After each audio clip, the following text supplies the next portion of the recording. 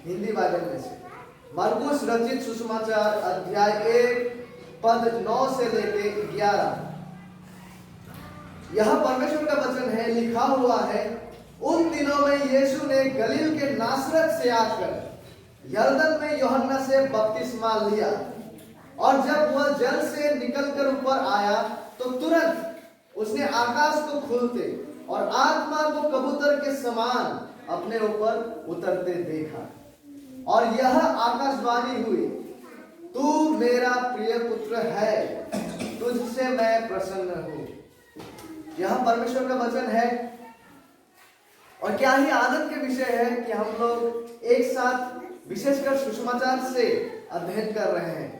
और आज तक में जिन विषयों को हम लोगों ने देखे थे, इससे पहले मरकुस के लिखा हुआ सुसमाचार में से वो था मसीहा को लेकर परिचय, और साथ ही साथ हमने यूहन्ना बपतिस्मा देने वाले के सेवकाई के विषय में भी देखे थे। यूहन्ना वो भविष्यद्वक्ता थे जिसको मसीहा के आगमन से पहले, मसीहा के आने से पहले उसे भेजा गया था मसीहा के लिए मार्ग को प्रस्तुत करने के लिए।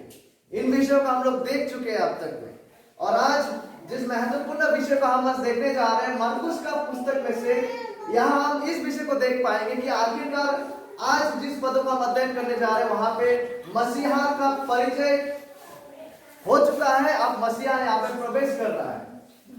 हालांकि मरकुस के लिखा हुआ सुसमाचार में हम यीशु मसीह का जन्म तिथि इन सारी बातों को नहीं पाते हैं, लेकिन जहां से मरकुस आरंभ करता है यीशु मसीह को अपने लेख में लाने के द्वारा, वो है आज के इस हिस्सा में।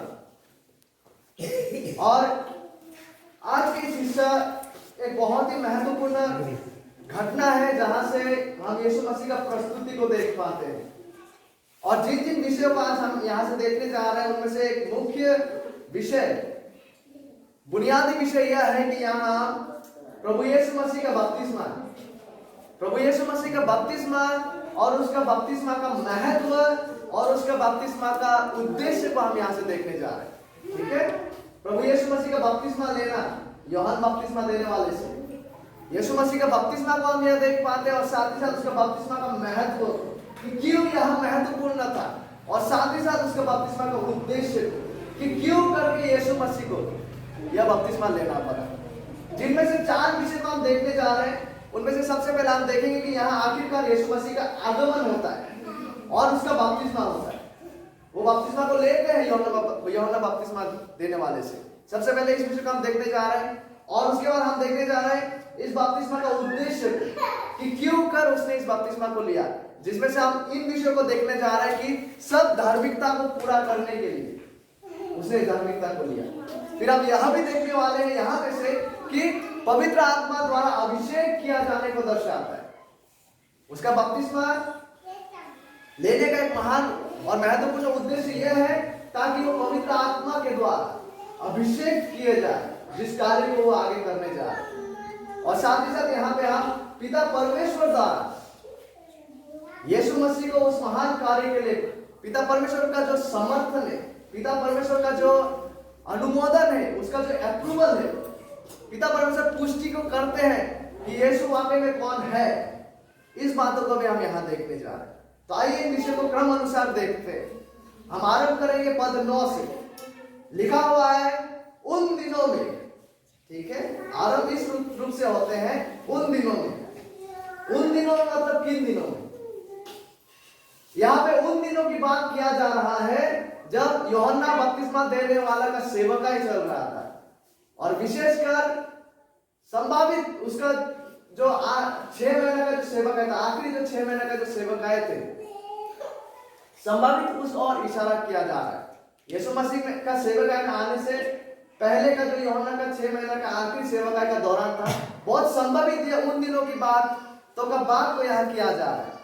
और यह अगर हम लोग सन में देखें, जैसे आज हम 2022 में हैं, तो उन दिनों में, किन दिनों में, कौन सा सन के दिनों में अगर हम इसे बारीकी से अध्ययन करने लगे तो संभावित यह 26 सन जो था, आज हम 2022 में पहुंचे तो 26 सन, पहला शताब्दी के जो 26 सन के दौरान था, संभावित यह घटना, ये जो दृश्य को हम यहाँ देख पा रहे हैं, ये उन दिनों का, उस समय का यह घटना है।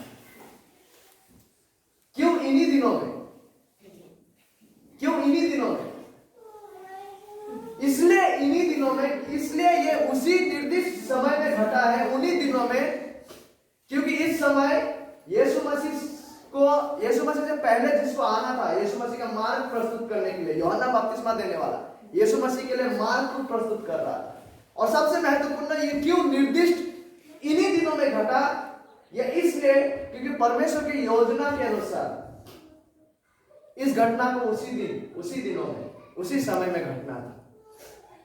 पिता के योजना के अनुसार, परमेश्वर की इच्छा के अनुसार, परमेश्वर को यही भाया, परमेश्वर को यही अच्छा लगा कि उन्हीं दिनों में, इन निर्दिष्ट समय और इन निर्दिष्ट काल में, ताकि यीशु मसीह क्या करे, गलील के नासरत से आकर बपतिस्मा को ले यूहन्ना के पास।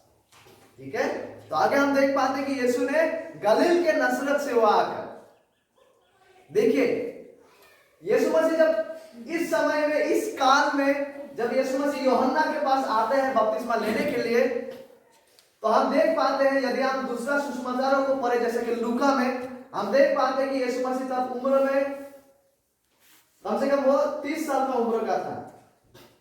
जब वो बपतिस्मा को लेने आते हैं यूहन्ना के पास, तब वो 30 साल के वो उम्र के थे, 30 वर्ष के वो थे, जब वो गलील के नासरत से आते हैं यरदन में यूहन्ना से बपतिस्मा लेने। जब हम लूका में पढ़ते हैं 3 अध्याय 23 पर इन बातों को हम देख पाते हैं। और यहां लिखा हुआ यीशु ने गलील के नासरत से, गलील एक ऐसा स्थान था, एक ऐसा जगह था उन दिनों में इजराइल में, जहां पे अधिकांश लोग यहूदी नहीं थे, जहां पे अधिकांश लोग जो थे वो अन्य समुदाय, अन्य जाति के लोग वहां पे ज्यादा निवास करते थे, गलील नामक जगह में। और गलील नामक जगह में ये जो नासरत स्थान था, गलील के नासरत, जैसा तिनसुकिया के लीडो है नहीं, तिनसुकिया के मार्केटा, तिनसुकिया के भी जगह, उसी तरह से गलील नामक जगह में जो ये नासरत जगह भी था, ये उतना महत्वपूर्ण जगह नहीं था। ये नासरत जो है वो महत्वहीन जगह था, इसका कोई मूल्य उतना नहीं था। ये जो नासरत जगह है, इसलिए आप यहूदियों में, यहां तक कि यहूदियों का जो लेख वगैरह है, महत्वपूर्ण लेख जो लोग लिखते हैं पुस्तकों में, वहां पे हम नासरत नाम का उल्लेख कहीं पे नहीं पाते, क्योंकि ये जो नासरत था, नासरत जो जगह, ये उतना महत्वपूर्ण जगह नहीं था, ये महत्वहीन जगह था। और जब हम यूहन्ना को पढ़ने लगते हैं, यूहन्ना के सुसमाचार में, हम देख पाते हैं कि जब नाथानिएल यीशु मसीह का एक चेलाओं में से एक, जब शुरुआती समय में जब उनसे आके बताया जाता है कि नासरत से होके मसीहा आ रहा है, पता है नाथानिएल ने क्या कहा था? नाथानिएल का प्रतिक्रिया ऐसा था, नाथानिएल कहते हैं, जब हम यूहन्ना के सुसमाचार को पढ़ते हैं 1:46 में, वो कहते हैं, क्या कोई अच्छी वस्तु भी नासरत से निकल सकती है? क्योंकि उन लोगों का दृष्टि में नासरत का कोई मूल्य नहीं था, ये नासरत जो स्थान था ये मूल्यहीन स्थान था। इसलिए यहां तक कि प्रारंभिक समय में नाथानिएल तक ऐसा बताते हैं, क्या उस जगह से, नासरत से कोई अच्छा चीज आ सकता है क्या? लेकिन यहोवा को यही अच्छा लगा, परमेश्वर को यही भाया, और परमेश्वर का यही इच्छा था कि जो उद्धारकर्ता मसीहा है, कि परमेश्वर का जो पुत्र है, वो गलील की इस क्षेत्र में से होकर ही आए। यहोवा को यही भाया, यहोवा को यही अच्छा लगा कि मसीहा जो है, परमेश्वर का पुत्र, वो गलील का जगह से होकर ही वो आए। इसलिए जब हम मत्ती में पढ़ने लगते हैं, मैं इन पदों को पढ़ना चाहूंगा, मत्ती 4 अध्याय 15 और 16 पद, वहां पे हम इस बातों का पुष्टि को पाते हैं। मत्ती 4:15-16 में आपके लिए पढ़ना चाहूंगा। जबूलून और नप्ताली के देश, झील के मार्ग से यरदन के पार, अन्य जातियों का गलील, अन्य जातियों का गलील, जो लोग अंधकार में बैठे थे, उन्होंने बड़ी ज्योति देखी, और जो मृत्यु के देश और छाया में बैठे थे, उन पर ज्योति चमकी। और ये ज्योति कौन था? यीशु मसीह। तो यीशु मसीह कहां से होकर आए थे? यहां पे लिखा है अन्य जातियों के गलील। तो परमेश्वर की योजना के अनुसार, यद्यपि ये गलील में अधिकांश लोग अन्य जाति हुआ करते थे। यद्यपि ये गलील के नासरत उतना महत्वपूर्ण जगह नहीं था, उसके बावजूद परमेश्वर की इच्छा के अनुसार परमेश्वर को यही अच्छा लगा कि परमेश्वर का पुत्र जो है वो वहां से हो गया, जिसकी पुष्टि बाइबल में कहता है। और आगे जब हम मार्कुस 1:9 में पढ़ते, लिखा हुआ है कि यीशु ने गलील के नासरत से आकर, कहां वो आए? यरदन में यूहन्ना से बपतिस्मा लिया। वो गलील का नासरत से आकर यरदन में यूहन्ना से बपतिस्मा लिया। यरदन एक नदी का नाम है जो अभी भी है इजराइल देश में, यह नदी है, ठीक है। वहां पे यीशु मसीह आते थे। हमें पता नहीं कि निर्दिष्ट कौन सा स्थान में था यरदन नदी के जहां यूहन्ना बपतिस्मा देते थे, लेकिन हमें इतना पता है जरूर कि वो यीशु मसीह जो है यरदन का नदी में, जहां पे यूहन्ना बपतिस्मा का सेवकाई को कर रहा था, वहां पे यीशु मसीह आते हैं और यूहन्ना बपतिस्मा देने वाले से वह बपतिस्मा को लेते हैं। और देखिए, ये जो बपतिस्मा था यहाँ पे, वो पानी में डुबो कर लिया जाने वाला बपतिस्मा है, ये पानी का छिड़काने वाला नहीं है, ठीक है। हमें कैसे पता चलता है? क्योंकि मार्कुस में जब हम 10वीं पद को पढ़ने लगते, एक अध्याय का, वहां लिखा हुआ है, और जब वह यानी कि यीशु मसीह जल से निकलकर ऊपर आया, मतलब ये बपतिस्मा उसे पानी में डुबोया गया था। ये किस प्रकार का बपतिस्मा था? पानी में डुबोया जाने बपतिस्मा, और वो जल से ऊपर आया बोल रहा है, जिससे हमें यह पता चलता है कि यह बपतिस्मा जो था पानी में डुबो के बपतिस्मा को लिया गया। यह पानी में डुबो कर लिया जाना वाला बपतिस्मा को प्रदर्शित करता है। और देखिए, बहुत ही मजेदार बात यह है और यह चौंकाने वाला बात भी है कि यद्यपि यहूदियों में, यहूदी जाति के लोगों में बहुत प्रकार का रीति रिवाज था, धोने का, पैर धोने का, खुद को शुचि करने के लिए जो छिड़काव धोने का, बहुत सारा रीति रिवाज था। उसके बावजूद इस प्रकार का बपतिस्मा जिसको यूहन्ना दे रहा था, वो यहूदियों में स्वाभाविक नहीं था। यहूदी लोग खुद अपने में इस प्रकार से वो लोग बपतिस्मा वो लोग नहीं लेते थे। लेकिन सूत्रों से हमें यह पता चलता है कि यह बपतिस्मा को कब दिया जाता था। इस प्रकार का बपतिस्मा को कब दिया जाता था पता है? यहूदियों का आपस में नहीं, हालांकि उन लोगों में बहुत प्रकार का धोने का रीति रिवाज था, लेकिन इस प्रकार का डुबो के उठाना, इस प्रकार का बपतिस्मा जो है वो यहूदी लोगों में ये प्रचलित नहीं था। लेकिन यहूदी लोगों में सूत्रों से हमें पता चलता है कि इस बपतिस्मा को कब लिया जाता था। यहूदी लोग नहीं लेते थे, लेकिन कब? तब जब अन्य जाति के लोग यहूदी समाज में प्रवेश करेंगे, खुद को यहूदी बनाएंगे, यहूदी धर्म को अपनाएंगे, तब क्या करता था? अन्य जाति के लोगों को शुद्ध और पवित्र दर्शाने और ठहराने के लिए वो लोग इस प्रकार का बपतिस्मा को दिया करता था। और देखिए, जब यूहन्ना बपतिस्मा देने वाला अन्य जातियों से नहीं लेकिन यहूदियों से कह रहा है कि मन फिराव का इस बपतिस्मा को ग्रहण करने के लिए, तो कितना ना चौंकाने और आश्चर्यजनक वाला शॉकिंग बात है ये यहूदियों के लिए। यूहन्ना जब कह रहे हैं कि मन फिराव का ये बपतिस्मा को ग्रहण करने का प्रचार और सेवकाई कर रहा था, ये शॉकिंग था यहूदियों के लिए, क्योंकि हम तो यहूदी है, हमें इस चीज का क्या आवश्यकता है। लेकिन यूहन्ना यह कह रहा है कि तुम अन्य जाति से किसी हिस्से में कम नहीं हो जब तक ना तुम मन फिरा के इस मसीहा को ग्रहण करो, ठीक है। क्योंकि यूहन्ना का बपतिस्मा जो था वो पाप क्षमा के लिए बपतिस्मा था, और पाप क्षमा चाहे वो यहूदी हो या यूनानी हो, यीशु मसीह को ग्रहण करने के द्वारा हर व्यक्ति की आवश्यकता है उद्धार के लिए। इसलिए पौलुस एक जगह में कहते हैं, जब हम नया नियम में आते हैं, ठीक है, अब्राहम का सच्चा इजराइल, अब्राहम का सच्चा वंश वही है जो अब्राहम जैसा विश्वास करते हैं परमेश्वर के प्रति, उस मसीहा के प्रति।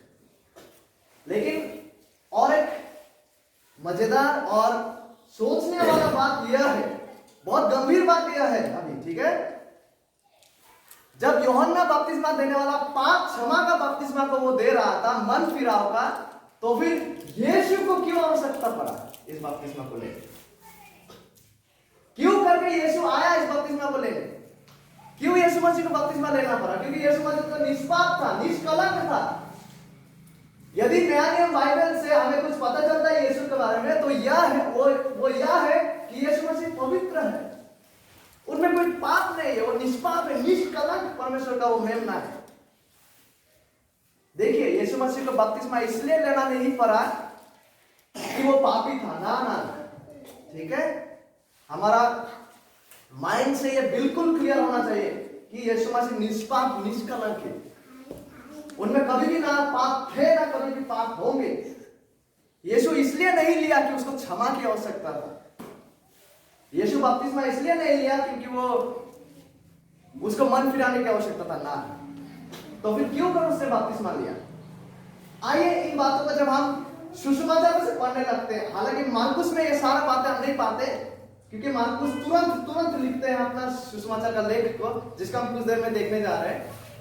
हमें जब हम सुसमाचार को एक साथ पढ़ते हैं, मार्कुस, मत्ती, लूका को, तो हम देख पाते हैं कि क्यों कर यीशु मसीह को बपतिस्मा लेना पड़ा। उनमें से सबसे पहला कारण है सब धार्मिकता पूरा करने के लिए, सब धार्मिकता का क्रिया को पूरा करने के लिए। आइए इन बातों को समझने के लिए मत्ती रचित सुसमाचार को पढ़ते हैं। 3 अध्याय में हम आते हैं, विशेषकर 13 और 14 पद को हम पढ़ेंगे। मत्ती 3 का 13-14 एक ही समान विषय वहां भी घट रहा है, जिसका हम मरकुस में आज स्टडी कर रहे हैं, ठीक है। मत्ती 3 अध्याय 13 और 14 पद। उस समय यीशु गलील से यरदन के किनारे यूहन्ना के पास उससे बपतिस्मा लेने आया। 14 पद। परंतु यूहन्ना यह कहकर उसे रोकने लगा। यूहन्ना यीशु मसीह को रोकने लगा, यह कहकर, क्या कहकर? मुझे तो तेरे हाथ से बपतिस्मा लेने की आवश्यकता है और तू मेरे पास आया है। यूहन्ना कहता है कि मुझे तुम्हारे पास से बपतिस्मा लेना है, लेकिन तुम मेरे पास आए हो। देखिए यहां से क्या पता चलता है? यहां से यह पता चलता है कि यीशु मसीह को मन फिराव का बपतिस्मा लेने की आवश्यकता नहीं था। यूहन्ना उसे रोक रहा है, isn't it? यूहन्ना कह रहे कि मुझे तुमसे बपतिस्मा लेने की आवश्यकता है। देखिए ये बात क्या प्रदर्शित करता है पता है? ये बात इस चीज को प्रदर्शित करता है कि यीशु मसीह में कोई पाप नहीं था, उसमें कोई पाप क्षमा की आवश्यकता नहीं था, वो निष्पाप थे और निष्पाप हमेशा रहेंगे। यूहन्ना इस बात का पुष्टि यहां कर रहा है। हालांकि जब हम देखेंगे कि फरीसियों को, जब यूहन्ना फरीसी लोग आ रहा था उसके पास, वो क्या कहते पता है? सांप के बच्चों कहते हैं, मन फिराने का बात को करता है। लेकिन जब वो यीशु मसीह को देखता है वो कहता है कि मुझे तुमसे बपतिस्मा लेने की आवश्यकता है, तुम क्यों आए हो मेरे पास? और यूहन्ना तो यह भी कहते हैं कि उसके जूते का फीता खोलने का योग्य मैं नहीं हूं। यूहन्ना जानते थे कि मसीह यीशु कौन है। यीशु मसीह निष्पाप निष्कलंक है। यूहन्ना जानता था कि यीशु मसीह जो है वो परमेश्वर का वो निष्पाप निष्कलंक मेमना है, जो मानव जाति का पाप को उठा के, ठीक है, दूर करने जा रहा था। यीशु मसीह निष्पाप निष्कलंक है, जिस बात का हमको यहां से पता चल रहा है, इसलिए यूहन्ना उसे रोक रहा है। तो फिर यीशु मसीह क्यों आया यूहन्ना के पास बपतिस्मा लेने?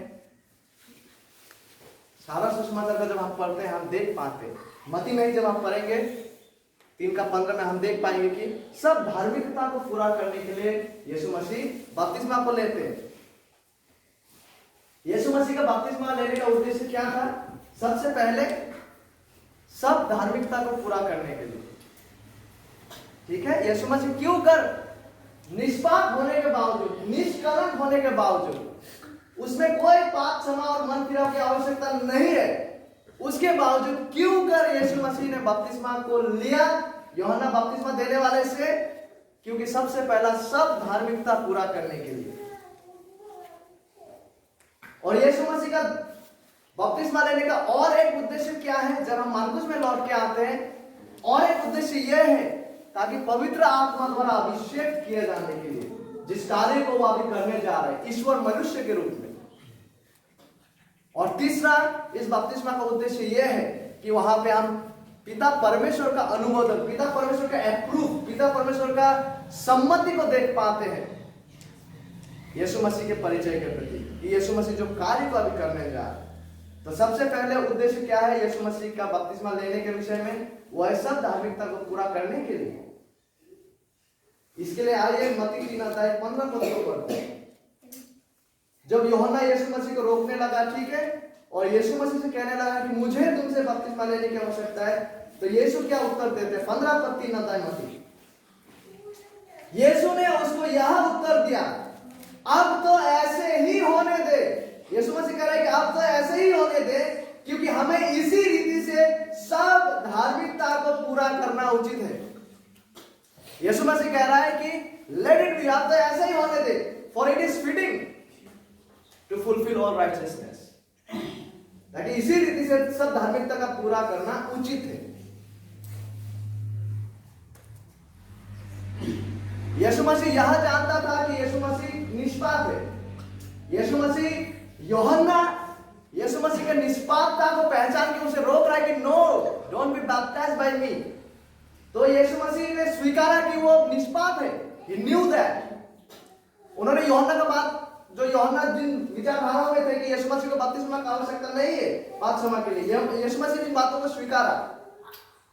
लेकिन बपतिस्मा, यीशु मसीह जो बपतिस्मा लेने जा रहे हैं, उसके लिए उसने यह कारण नहीं बताया कि उसको पाप क्षमा की आवश्यकता है, क्योंकि वो तो निष्पाप था। लेकिन क्यों, क्या कारण को दिया यीशु मसीह ने कि क्यों वो बपतिस्मा को लेने जा रहा है? यीशु मसीह कहता है यूहन्ना से, अब तो ऐसे ही होने दे, क्योंकि हमें इसी रीति से सब धार्मिकता को पूरा करना उचित है। For it is fitting, let it be, for it is fitting to fulfil all righteousness. देखिए, सब धार्मिकता पूरा करने का मतलब क्या है?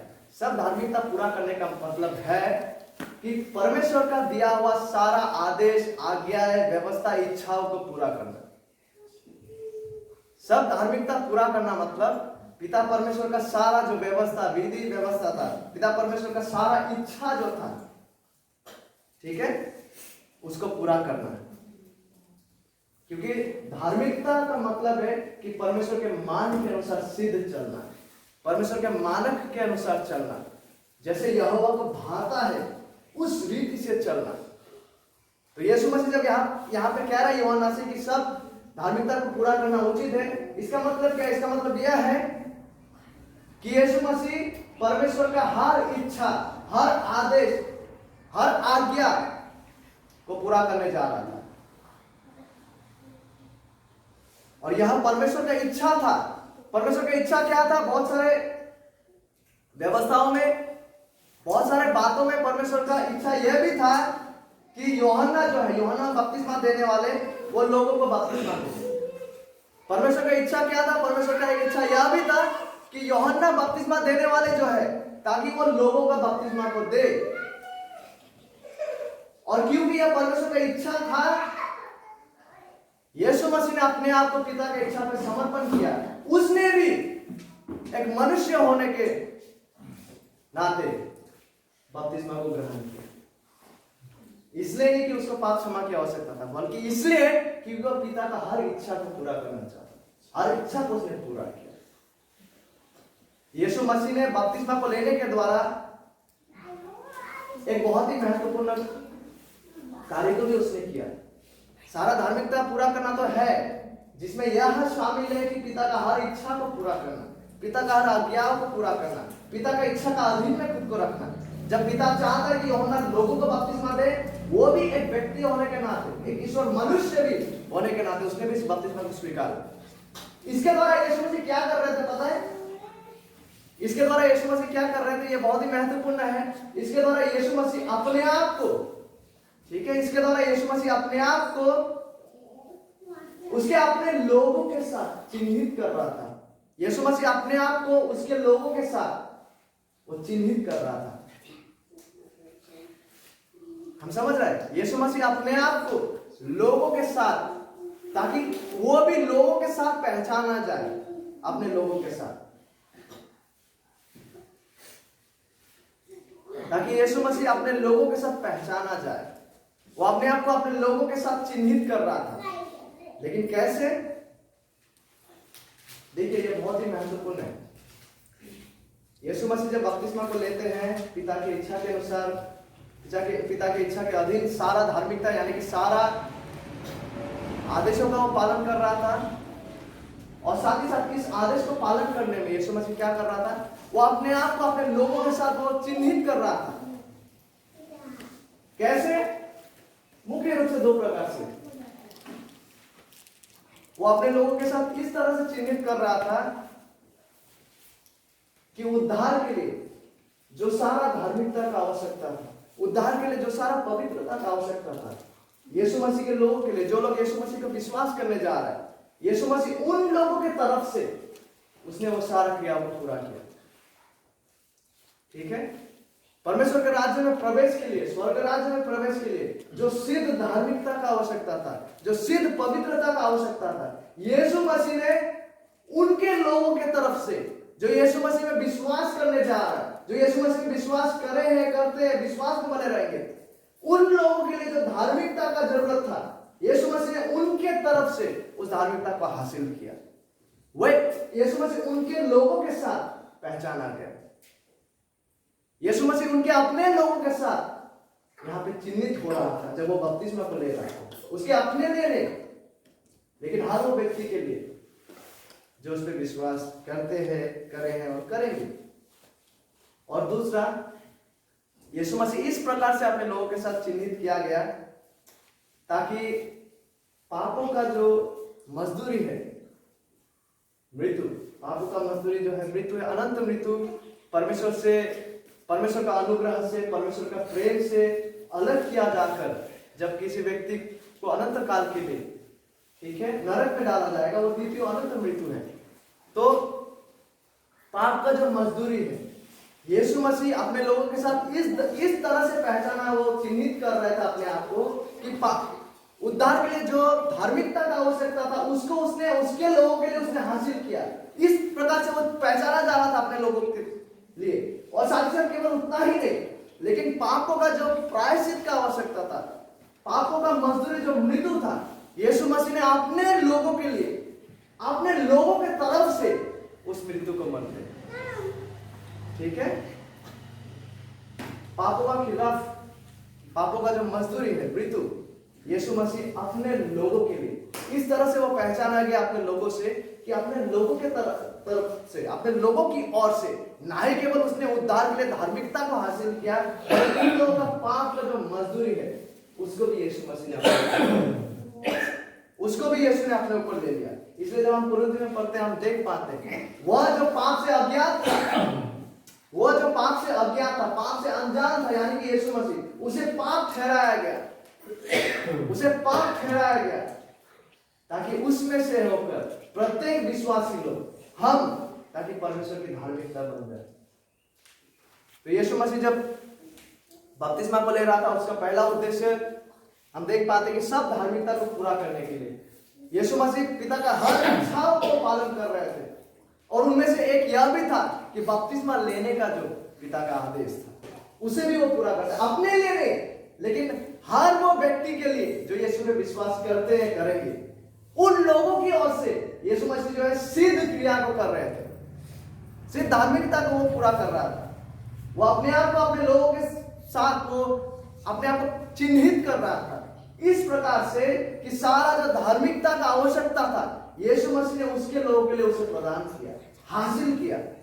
और साथ ही साथ उनके लोगों का जो मजदूरी है, जो लोग उन पर विश्वास करते और करेंगे, यीशु मसीह इस तरह से उनके लोगों के साथ पहचाना गया कि उन लोगों के ऊपर जो पापों का दंड था, यीशु मसीह ने उसे अपने ऊपर ले लिया उस क्रूस पे। देखिए, पापियों के लिए ठहराया गया मन फिराव का बपतिस्मा, पापियों के लिए ठहराया गया मन फिराव का बपतिस्मा को परमेश्वर का जो पुत्र है, जो निष्पाप निष्कलंक मेमना है, उसको लेना पड़ा। यह इस चीज को प्रदर्शित करता है, ठीक है, यह इस चीज को प्रदर्शित करता है, यीशु मसीह का बपतिस्मा लेना, हालांकि उसको मन फिराव का आवश्यकता नहीं था, लेकिन वो अपने लोगों की ओर से बपतिस्मा को ले रहा था। और ये बपतिस्मा किस चीज का चिन्ह है पता है आखिरकार? ये बपतिस्मा यीशु मसीह अपने लोगों के साथ पहचाना जा रहा था। और ये बपतिस्मा किस चीज को प्रदर्शित करता है पता है आखिरकार?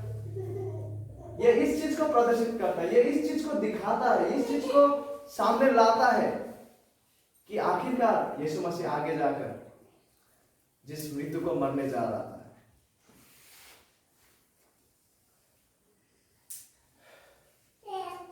यीशु मसीह इस रूप से अपने लोगों के साथ पहचाना गया, चिन्हित हो वो जो बपतिस्मा पापियों के लिए ठहराया गया, उसे यीशु मसीह दिए, जो आखिरकार इस बात को सामने लाता है, इस बात को प्रदर्शित करता है। किस बात को? कि पापियों के लिए ठहराया गया मृत्यु को वो अपने ऊपर लेने जा रहा है। पापियों के लिए ठहराया गया बपतिस्मा को यीशु अपने ऊपर लेते हैं। निष्पाप निष्कलंक मेमना, जो इस चीज का प्रतिछवि है कि पापियों के लिए ठहराया गया जो मृत्यु है, उसको भी आगे जाकर क्रूस पर वो अपने ऊपर लेने जा रहा है। देखिए, पानी में बपतिस्मा जो है हम लोगों को शायद कई बार सिखाया गया है। पानी में बपतिस्मा विशेषकर मृत्यु और पुनरुत्थान को प्रदर्शित करता है। पानी में बपतिस्मा जो है वो मृत्यु और पुनरुत्थान, पानी में डुबोया जाना मृत्यु, पानी से उठाया जाना पुनरुत्थान को प्रदर्शित करता है। देखिए, यीशु मसीह को पानी में डुबोया गया इस बपतिस्मा में। यीशु मसीह को पानी में डुबोया गया इस बपतिस्मा में, हालांकि उसका जरूरत नहीं था। यीशु मसीह को मृत्यु का वो पानी में डूबना पड़ा है। यीशु मसीह को मृत्यु का उस पानी में डूबना पड़ा ताकि यीशु मसीह हर उस व्यक्ति का मृत्यु को मरे जो उस पर विश्वास करने जा रहे हैं और विश्वास करते हैं। यीशु मसीह का बपतिस्मा मृत्यु और पुनरुत्थान को चिन्हित करता है और यीशु मसीह को पानी का उस मृत्यु में मरना पड़ा, ठीक है, ताकि यीशु मसीह हर उस व्यक्ति का मृत्यु को मर सके और हर उस व्यक्ति का मृत्यु को मरे जो उस पर विश्वास करने जा रहा है, जो उस पर विश्वास करते हैं, जो उस पर विश्वास करेंगे। इसीलिए यीशु मसीह का बपतिस्मा लेना जरूरी था, because he had to die on our place. क्योंकि अवश्य यह था कि हमारा और आपके स्थान में कोई विकल्प मारा जाए ताकि हम बच सके। हर धार्मिकता का काम को पूरा करने के लिए यीशु मसीह बपतिस्मा लिए और सब धार्मिकता को पूरा करना कैसा?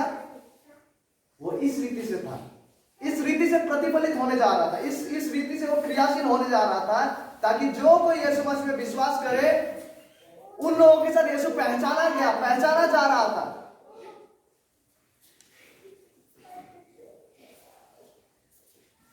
कैसे? उन लोगों के लिए धार्मिकता को हासिल करने के द्वारा, उन लोगों का पापों का दंड को अपने ऊपर लेने के द्वारा। देखिए, जब हम यशायाह में भी पढ़ते हैं और संपूर्ण बाइबल का यह वास्तविकता है, मनुष्य को लेकर, पतित मनुष्य को लेकर, हम सब के सब, ठीक है, भजन 51 में जो हम पढ़ते हैं, अपने मां के कोख में ही पापी स्थिति में हम जन्मे हैं। हम सब के सब पापों में आत्मिक रूप से मृत हालत में थे और हम विनाश की ओर बढ़ रहे थे, अनंत विनाश की ओर। यही मृत्यु का अल्टीमेट अर्थ है, विनाश की ओर हम बढ़ रहे थे, परमेश्वर के अनुग्रह और प्रेम से अलग किए जा सकते और हम स्वयं को कभी भी उद्धार प्रदान नहीं कर सकते थे। ना कभी कोई व्यक्ति खुद से अपना उद्धार कर सकेंगे, ना कभी कोई व्यक्ति स्वयं से अपना पापों का प्रायश्चित प्रदान कर सकेंगे। लेकिन परमेश्वर का धन्यवाद हम करें, परमेश्वर का धन्यवाद हो कि उसने अपने दया में आकर अपने पुत्र को भेजा है।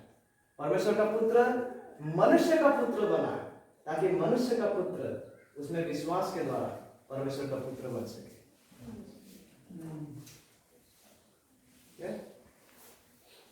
That's why ये जरूरी था यीशु मसीह को हर वो धार्मिकता का क्रिया पूरा करने के लिए, क्योंकि उसका बपतिस्मा आगे जाकर जो मृत्यु को मरने जा रहा था अपने लोगों के लिए, विशेषकर इसका प्रतिछवि था।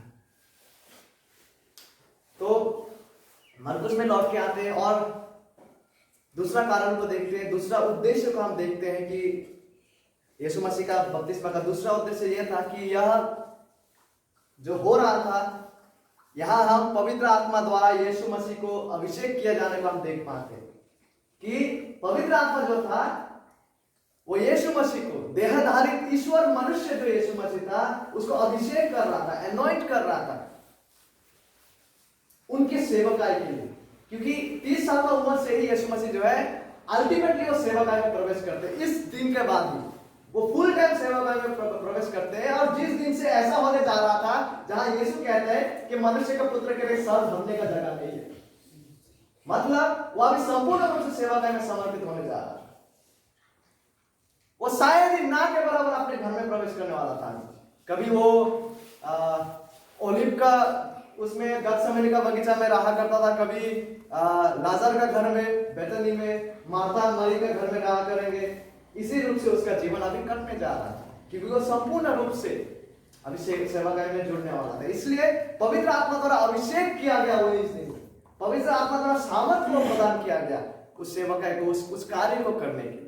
इस बात का हम यहाँ पे देख पाते हैं। और यीशु मसीह का बपतिस्मा का एक उद्देश्य ये भी है। आइए इस पद को पढ़ते हैं, मरकुस में हम लौट के आते हैं। मरकुस 1 अध्याय 10वीं पद को हम पढ़ेंगे, अपने बाइबल में आप देख सकते हैं। लिखा हुआ है, और जब वो जल से निकलकर ऊपर आया, जब यीशु मसीह को यरदन का नदी में यूहन्ना बपतिस्मा देने वाले के द्वारा बपतिस्मा दिया गया, और जब जल से वो ऊपर आया यीशु मसीह, तो तुरंत उसने आकाश को खुलते और आत्मा को कबूतर के समान अपने ऊपर उतरते देखा।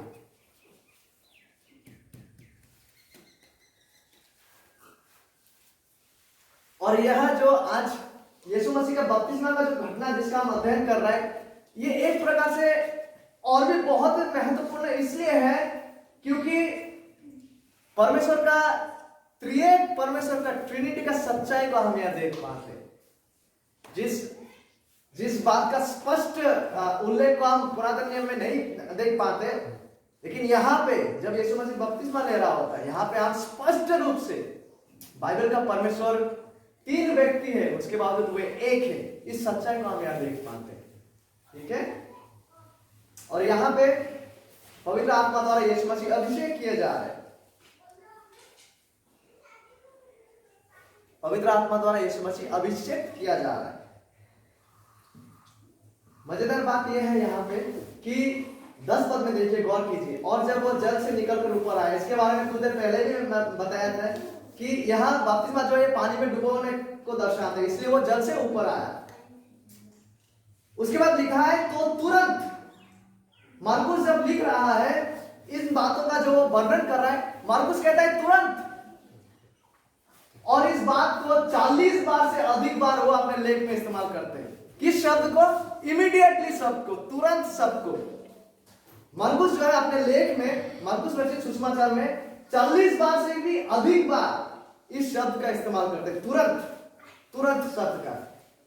उसका प्रमाण को हम यहीं पे पाते हैं। कैसे पाते हैं? आप देख पाएंगे, तुरंत मतलब वो संक्षेप में बहुत जल्दी घटनाओं का वो विश्लेषण दे रहा है। इसलिए मार्कुस जो है इतना डिटेल्स आप नहीं पाते हैं मार्कुस का पुस्तक। यीशु मसीह का जन्म का वो बातों को जिक्र नहीं करते, क्योंकि वो तुरंत बहुत संक्षेप में यीशु मसीह के बारे में वो बताते, क्रिस बहुत शॉर्ट में। इसलिए हम यहाँ पे यूहन्ना के साथ जो बातचीत यीशु मसीह का हो रहा था, जिसका मत्ती में देख पाते, लूका में देख पाते, हर बातों के यहाँ नहीं देख पाते। क्यों? क्योंकि मार्कुस ने बहुत तुरंत ही उन्होंने इन बातों को लिखा, इमीडिएट।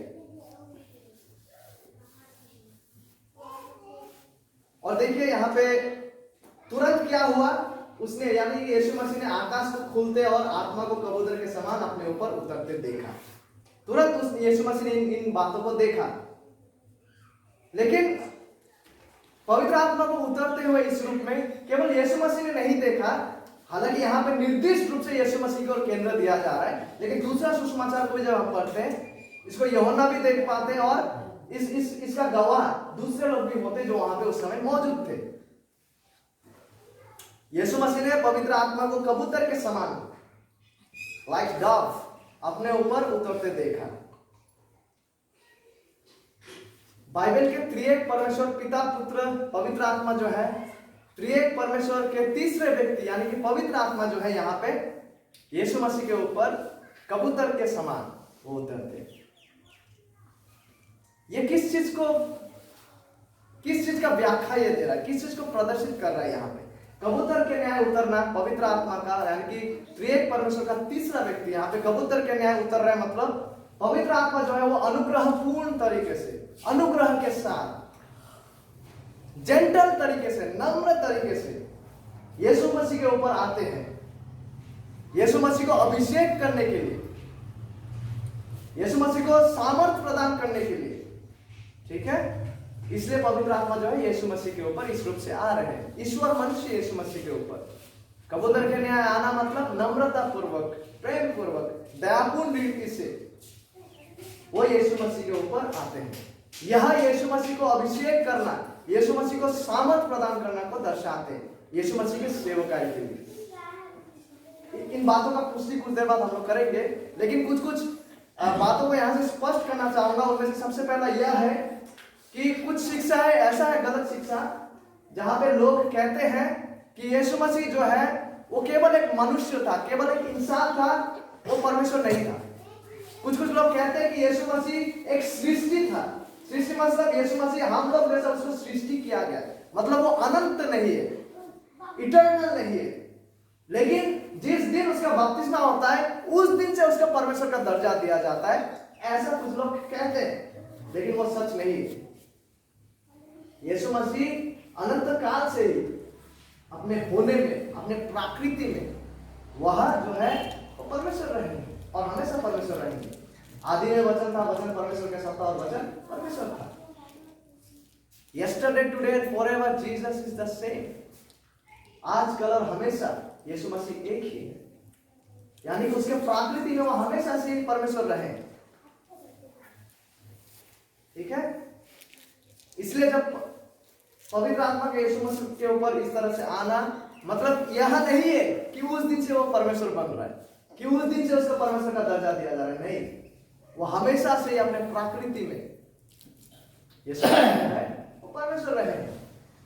इसलिए कुलुस्सी 2:9 में भी जो हम पढ़ते हैं, हम देख पाते हैं कि ईश्वरत्व का जो है फुलनेस, परिपूर्णता यीशु मसीह में बसते हैं।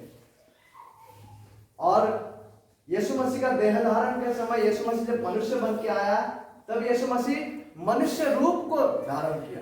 ईश्वर मनुष्य वो बने, मनुष्य केवल था फिर परमेश्वर बने, ऐसा नहीं, वो हमेशा से ही परमेश्वर है। इसलिए फिलिपियों में पौल कहते हैं कि परमेश्वर का समान होते हुए भी बीइंग इक्वल विद गॉड,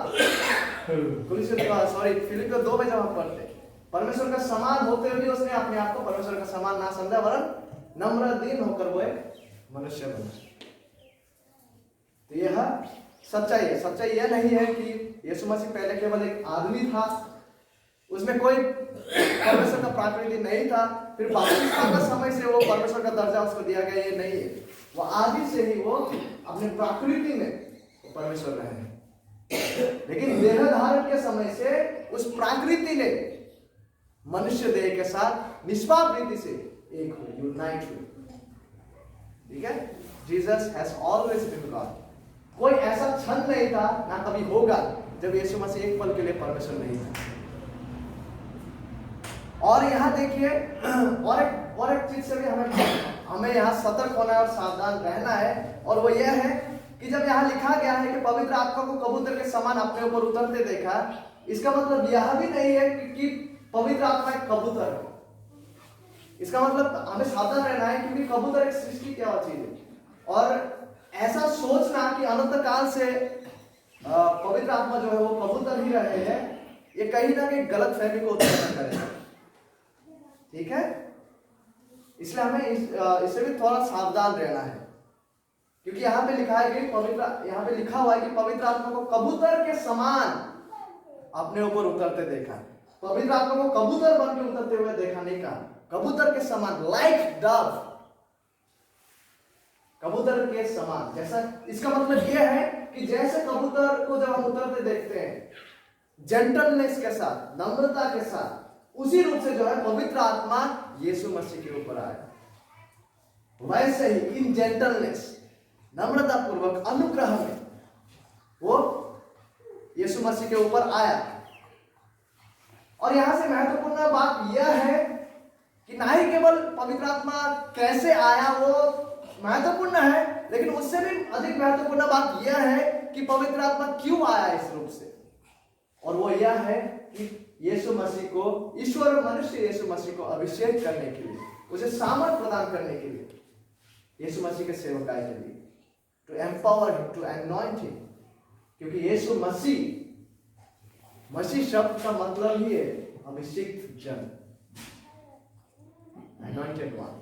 इसलिए जब हम यीशु मसीह की बातों से सुनते हैं, ठीक है, मैं पढ़ना चाहूंगा एक पदों को इस विषय में। लूका 4 अध्याय 17 से 21 पदों को मैं पढ़ना चाहूंगा, ठीक है। पुराना नियम का बातों को यीशु मसीह यहाँ पढ़ते हैं, फिर वो कहते हैं कि वही वो जन है। लूका 4 अध्याय 17 से 21 में पढ़ना चाहूंगा।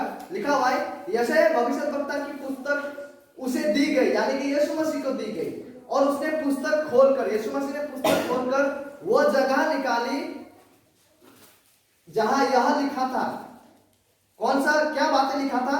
प्रभु का आत्मा मुझ पर है, इसलिए कि उसने कंगालों को सुसमाचार सुनाने के लिए मेरा अभिषेक किया है, और मुझे इसलिए भेजा है कि बंदियों को छुटकारे का और अंधों को दृष्टि पाने का सुसमाचार प्रचार करूं, और कुचले हुओं को छुड़ाऊं, और प्रभु के प्रसन्न रहने के वर्ष का प्रचार करूं। और आगे जाके यीशु मसीह कहता है, जब हम 21 पद में पढ़ते हैं, तब वो उनसे कहने लगा, आज ही यह लेख तुम्हारे सामने पूरा हुआ है। यानी कि यीशु मसीह यह कह रहा है कि वो अभिषिक्त जन जो है वो स्वयं यीशु मसीह ही है, और उसी वास्तविकता, उसी सच्चाई को हम यीशु मसीह का बपतिस्मा में देख पाते हैं। पुराने नियम का और एक नया नियम के साथ पुराने नियम से भी ये पद को पढ़ना चाहूंगा ताकि और स्पष्टता हम पाए इसमें। यशायाह 42 अध्याय 1 पद को पढ़ना चाहूंगा। यशायाह 42 अध्याय 1 पद।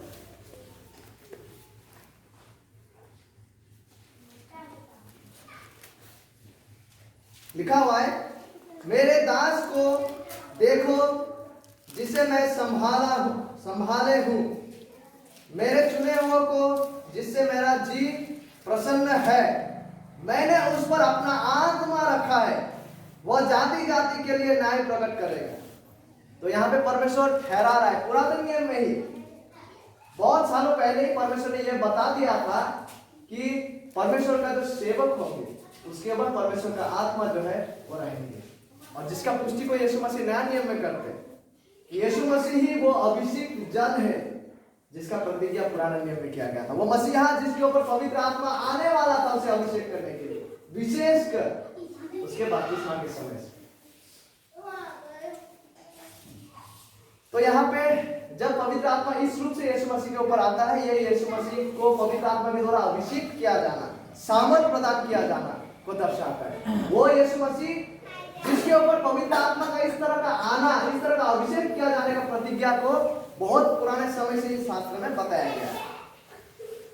और पवित्र आत्मा जो है वो ना ही केवल यीशु मसीह के बपतिस्मा के समय, यीशु मसीह का बपतिस्मा के समय विशेष रूप से उसे अभिषेक किया गया, लेकिन पवित्र आत्मा का जो कार्य है यीशु मसीह का जीवन में, उसे हम उसके जन्म के समय से ही देख पाते हैं कि पवित्र आत्मा के सामर्थ से होकर कुंवारी मरियम का गर्भ में उसको लाया गया, और यीशु मसीह का बपतिस्मा का समय विशेष अभिषेक को हम देख पाते हैं पवित्र आत्मा की ओर से। और यीशु मसीह के सेवकाई के दौरान हम देख पाएंगे, जब हम यीशु मसीह का परीक्षा को देखेंगे, वहां भी इंपेल्ड बाय द स्पिरिट, पवित्र आत्मा में परिपूर्ण होकर यीशु मसीह के ऊपर परीक्षाएं आते हैं। यीशु मसीह का सेवकाई के दौरान पवित्र आत्मा का सामर्थ को हम देख पाते हैं, और यहाँ तक कि यीशु मसीह के पुनरुत्थान के दौरान it was by the power of the God holy spirit, प्रभु पवित्र आत्मा का सक्रिय कार्य को हम यीशु मसीह के जीवन काल में देख पाते हैं, और विशेष करके उनका अभिषेक इस तरह से किए जाने को हम यहाँ पे देख पाते हैं यीशु मसीह के बपतिस्मा के समय। ठीक है, और देखिए, और एक महत्वपूर्ण बात यह है कि जब कोई व्यक्ति यीशु मसीह में विश्वास करता है, जब कोई व्यक्ति यीशु मसीह में विश्वास करता है, उस व्यक्ति में भी जो है प्रभु पवित्र आत्मा आके बसते हैं। जब कोई व्यक्ति यीशु को विश्वास करता है, उस व्यक्ति में भी पवित्र आत्मा के साथ मुहरबत, मुद्रांकित वो किए जाते हैं। सच्चा विश्वासी, एक विश्वासी में जो है पवित्र आत्मा बसते हैं, उसमें पवित्र आत्मा के साथ वो मुद्रांकित किए जाते हैं। और क्या होता है, पवित्र आत्मा जो है उस व्यक्ति का चाल चलन, उसका प्रकृति को बदलते हैं। वो व्यक्ति जो है नया सृष्टि बन जाते हैं। वो व्यक्ति जो है वो अधिक से अधिक यीशु मसीह के जैसे स्वरूप में बदलने लगते हैं पवित्र आत्मा के होने से। और क्या होता है, पवित्र आत्मा का फल उस व्यक्ति का जीवन में देखा जाता है। सच्चा मसीही प्रेम, शांति, आनंद, ये सारा बातें, जेंटलनेस, मीकनेस, गॉडलीनेस, ईश्वर भक्ति, संयमी वो बनते, सेल्फ कंट्रोल वो व्यक्ति बनते। ये पवित्र आत्मा का फल उस व्यक्ति में पाया जाता है। किसमें? जो वाकई में यीशु में विश्वास करते हैं। यीशु मसीह को अभिषेक किया गया विशेष रूप से, लेकिन विश्वासियों के जीवन में भी जो है पवित्र आत्मा बसते हैं, वो मुद्रा किए जाते हैं, हमारे जीवन को पवित्रता की ओर बढ़ाते हैं अधिक से अधिक, ताकि हम वचनों के अनुसार जिए। इससे पवित्र आत्मा हम में रहकर इस कार्य को करते हैं। परमेश्वर पुराने नियम में प्रतिज्ञा करते हैं कि मैं तुम में अपना आत्मा देकर ऐसा करूंगा कि तुम मेरे नियम और विधियों के अनुसार चलोगे और उस अनुसार काम करोगे। तो पवित्र आत्मा का एक विश्वासी का जीवन में सच में वो है या नहीं, हम कैसे जानेंगे? वो व्यक्ति अधिक से अधिक पवित्र आत्मा का चलाए, वचन के आधार पर वो जीवन जिएगा। एक सच्चा विश्वासी का जीवन में यदि वो सच में विश्वासी है, क्योंकि उसके जीवन में पवित्र आत्मा बसते हैं, उसका जीवन अलग होगा, उसका प्रकृति बदलेगा, उसका स्वभाव बदलेगा, उसका सोच, विचारधारा, इच्छा, चाहते बदलने लगेगा और वो प्रभु के वचनों के चलाए, वचनों के आधार पर, वचनों के अनुसार वो जिएगा। यह एक सच्चा विश्वासी का पहचान है। उसके जीवन में पवित्र आत्मा का फल दिखाई देगा। इस तरह से एक व्यक्ति जानेगा कि वाकई में उसके जीवन में उद्धार हुआ है। इस तरह से हम जानेंगे कि क्या हम वाकई में मसीह में हैं। लेकिन सवाल यह है कि क्या ऐसा फल हमारे जीवन में आज है? क्या हमारे जीवन में सच में वो सच्चा प्रेम है जो पवित्र आत्मा की ओर से? क्या हमारे जीवन में सच में वो सच्चा आनंद है जो पवित्र आत्मा की ओर से? क्या हमारे जीवन में सच्चा वो शांति है जो पवित्र आत्मा की ओर से? क्या हमारे जीवन में सच्चा वो ईश्वर भक्ति, पवित्रता के कार्य है जो पवित्र आत्मा की ओर से? क्या हम हमारे जीवन में संयमी है? संयमी है मतलब पाप को प्रतिरोध करने का क्षमता हम में है। प्रभु की दया में यह पवित्र आत्मा का फल है। और एक विश्वासी का जीवन उसको पवित्र आत्मा दिया जाता है और पवित्र आत्मा को होने के परिणाम स्वरूप हमारा जीवन बदलने लगता है। तो क्या हमें वाकई में इस रूप से बर्ताव हम देख पाते हैं जो यह प्रमाणित करता है, यह इशारा करता है कि हम वाकई में यीशु मसीह में विश्वासी हैं। और आगे जब हम देखते हैं यीशु मसीह का बपतिस्मा लेने का तृतीय आखिरी उद्देश्य में हम आ पहुंचे हैं, पिता द्वारा अनुमोदन, यानी कि पिता द्वारा पुष्टि किया जाना, पिता द्वारा समर्थन किया जाना कि वाकई में यीशु कौन है और वाकई में यीशु जो कार्य को करने जा रहा है उसका समर्थन तो पिता परमेश्वर करते हैं। ठीक है, आइए पढ़ते हैं मार्कुस 1:11 को। मार्कुस 1:11। और यह आकाशवाणी हुई जब यीशु मसीह को बपतिस्मा दिया गया, वो जल से ऊपर आए, जब पवित्र आत्मा कबूतर के समान उस पे आते हैं, उसके बाद क्या करते हैं?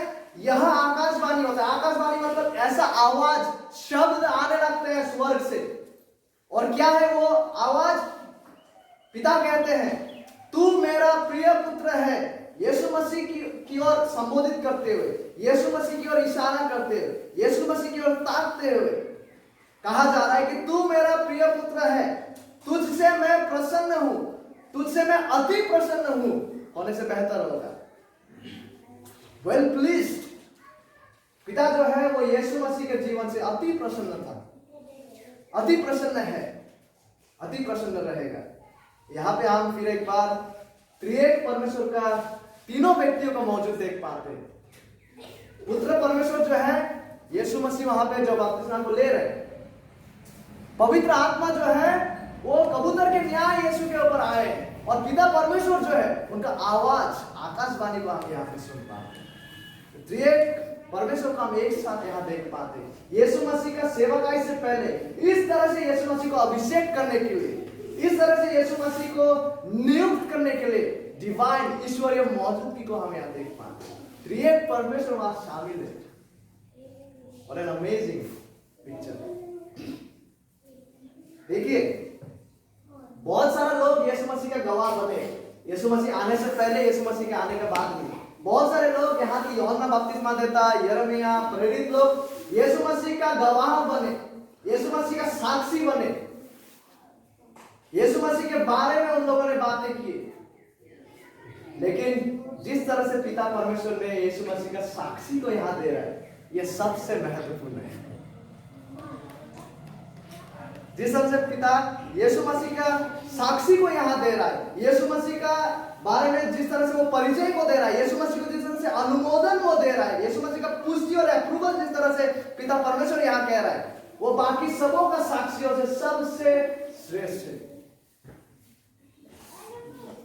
यहां लिखा है पिता ऐसा कह रहा है यीशु मसीह की ओर इशारा करते हुए, यीशु मसीह के लिए वो कह रहा है कि तू मेरा प्रिय पुत्र है। यहां पे बात, ये जो तू शब्द है ना, ये खींचा जाने वाला शब्द है। मतलब कैसा?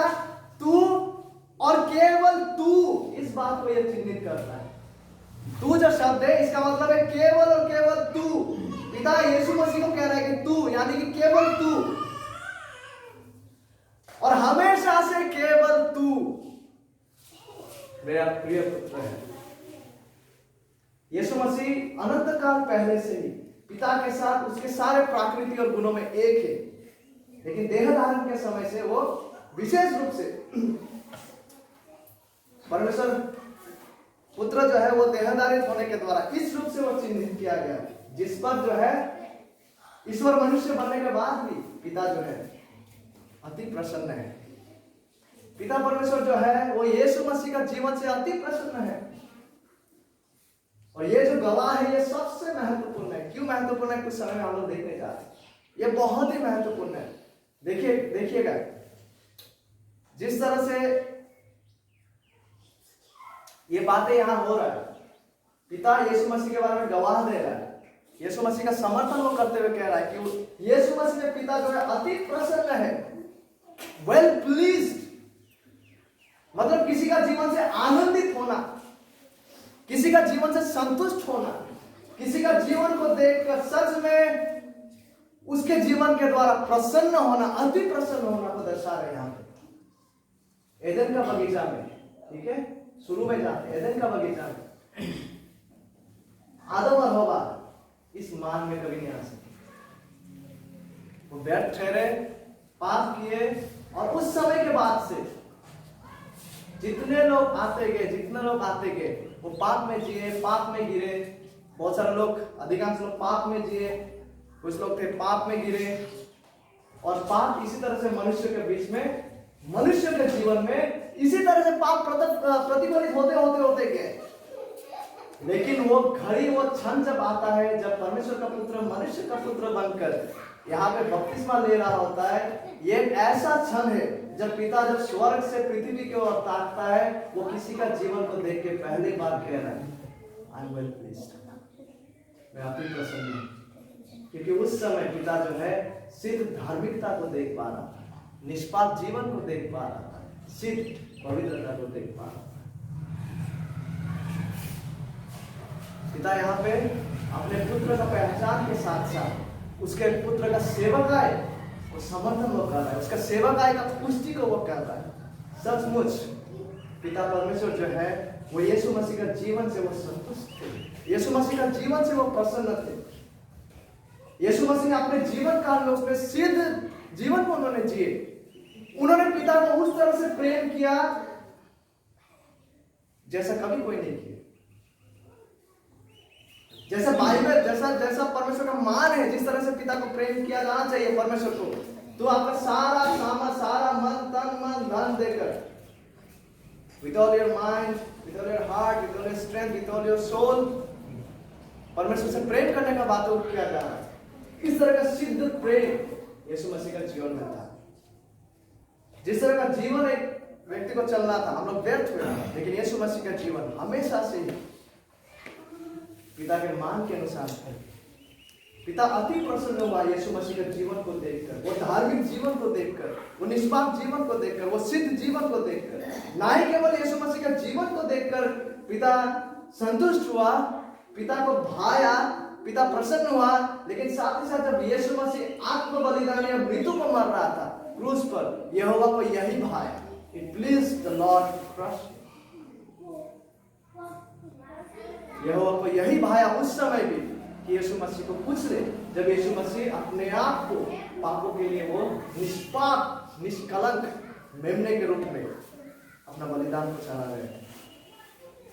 और जब यहाँ पे पिता परमेश्वर इस घोषणा को कर रहा है, इस ऐलान को कर रहा है कि यीशु मसीह जो है वो उसके प्रिय पुत्र है और उसमें अति प्रसन्न है परमेश्वर, जब इस घोषणा को कर रहा है, कहीं ना कहीं इस घोषणा में हम इस बातों को शामिल पाते हैं। किन बातों को? कि यीशु मसीह में होकर पिता हर उस व्यक्तियों से प्रसन्न होने जा रहा है जो यीशु मसीह में है। ठीक है? यीशु मसीह के बाहर कोई भी ऐसा जीवन नहीं है जो उद्धार के लिए यहोवा को भाता है। यीशु मसीह के बाहर कोई भी ऐसा प्रायश्चित और बलिदान नहीं है जिसको देखकर यहोवा कह सके कि यहोवा को यही भाया इस उपहार को ग्रहण करने में। कभी भी यह बातें किसी दूसरे व्यक्ति के लिए नहीं कहा, केवल और केवल यीशु मसीह के लिए, और यीशु मसीह के द्वारा हर उन व्यक्तियों के लिए जो यीशु मसीह में है, जो यीशु मसीह में विश्वास करते हैं। इसलिए जब एक व्यक्ति यीशु मसीह में विश्वास करता है, क्या होता है? यीशु मसीह में विश्वास करने से हम यीशु मसीह के साथ एक किए जाते हैं, और जब हम यीशु मसीह के साथ एक किए जाते हैं, यीशु मसीह का धार्मिकता हमें दिया जाता है, यीशु मसीह का सिद्ध पवित्रता हमें दिया जाता है। और जब यीशु मसीह का धार्मिकता हमें दिया जाता है, पिता जब हमारी ओर जब ताकते हैं, जब हम यीशु में हैं, यीशु में विश्वासी बने, उस समय जब पिता हमारी ओर ताकेंगे, वो हमारे जीवनों में यीशु मसीह का धार्मिकता को देख पाए। उसके दृष्टि में मानो कि हमने कभी पाप किया ही नहीं, उसके दृष्टि में मानो हम हमेशा ही से निष्कलंक और निष्पाप रहे हैं। कैसे ये संभव है? कैसे ये होता है? यद्यपि हम नहीं है, उसके बावजूद हमें ठहराया जाता है निष्पाप, यीशु मसीह के वजह से। सबसे पहले क्योंकि जो यीशु मसीह में है उनके लिए यह महान प्रतिज्ञा है। क्या प्रतिज्ञा? कि पूरब पश्चिम से जितना दूर है उतना दूर हमारा अपराध और पापों को हमसे दूर किया जाता है। और यीशु मसीह में जो है उन व्यक्तियों को यीशु मसीह का धार्मिकता दिया जाकर हमें सिद्ध, पवित्र और धार्मिक ठहराया। मानो कि जो जीवन को यीशु मसीह चले, जैसे प्रसन्न यीशु मसीह का सब परमेश्वर थे, वैसे ही वो प्रसन्न हमारे साथ है। कैसे? यीशु मसीह की बुनियाद पर। क्योंकि यीशु मसीह का धार्मिकता, यीशु मसीह का सिद्धता हमारे ऊपर दिया जाता है, वो वस्त्र हमें पहनाया जाता है। और इसीलिए अब जो कोई यीशु मसीह में है, अब जो कोई यीशु मसीह में है और होंगे, उन व्यक्तियों को जब ताकेंगे, एक अर्थ में परमेश्वर यीशु मसीह में होकर उन व्यक्तियों से कह सकते हैं कि तुम लोग मेरे प्रिय संतान हो और तुम मेरे अति प्रसन्न हो। हम जो है उसके लिए नहीं, लेकिन यीशु ने हमारे लिए जो किए है, उसके मारा जाने के द्वारा और उसके जीवन, हमारे पापों को दूर किया, उसके मारा जाने के द्वारा हमारे पापों का दंड उसने साथ, और उसके जीवन के द्वारा वो सिद्ध धार्मिकता को उत्पन्न करके हमारे ऊपर दिया। और पिता जब आप हमारी ओर ताकते यीशु मसीह में होकर हमें सिद्ध और निष्पाप रूप से देख पाते हैं। और आज यदि हम यीशु मसीह में हैं, पिता के दृष्टि में हम निष्पाप हैं स्थानीय रूप से। और धीरे से धीरे क्या करते हैं? पवित्र आत्मा हमारे प्रकृतियों को भी बदलते जाते हैं, हमारे स्वभावों को भी वो बदलते जाते हैं। और एक व्यक्ति के जीवन से एक व्यक्ति को ताकते हुए पिता उसे ऐसा बातें उस व्यक्ति का लिए गवाह दे सकते हैं कि वो पिता जो है उस व्यक्ति के ऊपर अति प्रसन्न है। ये कब होगा? कैसे होता है? ये केवल तभी होंगे जब एक व्यक्ति को यीशु में पाया जाएगा। ये केवल तभी संभव है, केवल और केवल तभी, क्योंकि स्वर्ग के नीचे मनुष्य के बीच में दूसरा कोई नाम नहीं है जिसके द्वारा किसी को उद्धार मिल सके, जिसके द्वारा किसी को धार्मिक ठहराया जा सके, जिसके द्वारा किसी का जीवन को देखकर पिता प्रसन्न हो सके, केवल और केवल यीशु मसीह। और ये तभी संभव है, पिता हमारे जीवनों को देखकर हमें ग्रहण तभी करते जब हम यीशु मसीह में विश्वास करते हैं, जब हम यीशु मसीह में पाए जाते हैं। क्योंकि यीशु मसीह में जो है उनमें दंड की आज्ञा नहीं है, क्योंकि यीशु मसीह में जो है वो धार्मिक ठहराया गया व्यक्ति, क्योंकि यीशु मसीह में जो है वो नई सृष्टि है। हमारा स्वभाव, हमारा प्रकृति बदलने लगता है, क्योंकि यीशु मसीह में जो है और परमेश्वर द्वारा विशेष तरीके से प्रेम प्राप्त है, बिलवेड सन एंड डॉटर्स, क्योंकि यीशु मसीह में जो है उसे ग्रहण किया गया है, यीशु मसीह के वस्त्र दिए जाकर। लेकिन हमें यह भी जानना है कि जिसके पास पुत्र नहीं है उसके पास जीवन भी नहीं, वरन परमेश्वर का क्रोध उस व्यक्ति के ऊपर छाएगा। यूहन्ना 3:36 हमसे ये बातों को करता है। और एक बहुत ही महत्वपूर्ण घटना को आज हम देखे हैं यीशु मसीह का बपतिस्मा को लेकर, ठीक है, जहाँ पे हम यीशु मसीह का आगमन को देख पाते हैं मार्कुस का पुस्तक में, और हम देख पाते हैं कि किस तरह से यीशु मसीह का बपतिस्मा में विशेष करके यीशु मसीह को पवित्र आत्मा द्वारा अभिषेक किया जाता है। और पिता यीशु मसीह जो उनके प्रिय पुत्र है, जिनके जीवन से वो अति प्रसन्न है, इसका समर्थन वो करते हैं यीशु मसीह का सेवा कार्य में निकलने से पहले।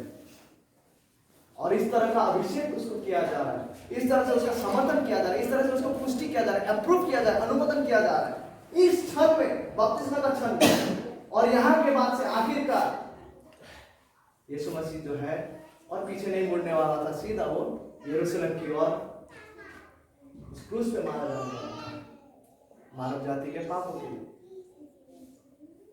और आखिरकार आज के इस उपदेश के अंत की ओर आते हुए एक महत्वपूर्ण सवाल हमारे बीच में आते हैं कि क्या यस यीशु मसीह अभिषिक्त हुए, यस यीशु मसीह पिता द्वारा अनुमोदन को उसने पाया, पिता उसके जीवन से अति प्रसन्न थे, उसके जीवन उसके मृत्यु से, कि जब यीशु मसीह पापियों के लिए मरा उस क्रूस पर।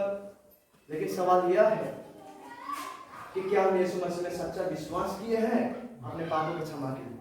क्या हमने यीशु मसीह को उद्धारकर्ता प्रभु के रूप में ग्रहण किए हैं? क्या इस ग्रहण का फल हमारे जीवन में देख पाते जिसका समर्थन को बाइबल करता है?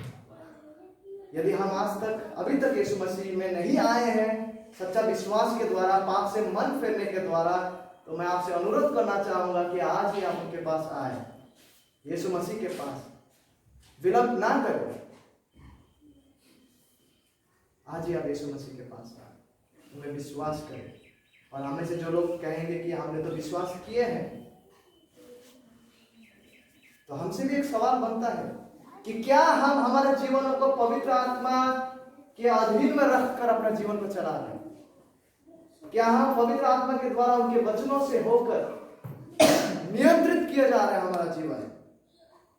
क्या हम पवित्र आत्मा के चलाए अपने जीवन को चल रहे हैं? क्या हम दिन प्रतिदिन पवित्र आत्मा से भरे जा रहे हैं उनके वचनों के द्वारा, उनके वचनों के नियंत्रण में हमारा जीवन है? या फिर हमारा जीवन में कोई गुप्त पापे छुपे हुए जिससे शुद्ध किया जाना, जिससे मन फेरना और जिससे क्षमा मांगने की आवश्यकता है हमें परमेश्वर से, ताकि हमें शुद्ध किए जाकर